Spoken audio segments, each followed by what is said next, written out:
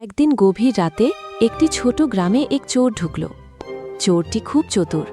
সে বহু জায়গায় চুরি করে পার পেয়ে এসেছে, কিন্তু এই গ্রামে সে প্রথমবার এসেছে।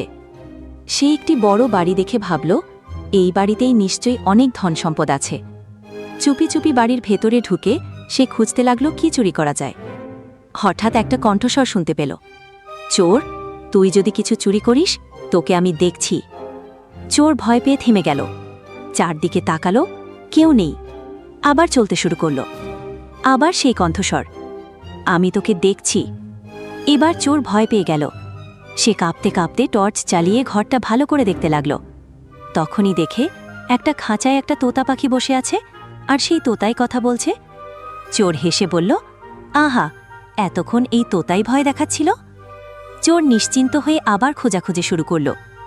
হঠাৎ আবার তোতা বলল, ছাড়বে না, ম্যাক্স তোকে ছাড়বে না। চোর এবার একটু অবাক হল, বলল, ম্যাক্সকে? তোতা উত্তর দিল, আমাদের বাড়ির রটওয়াইলার কুকুর।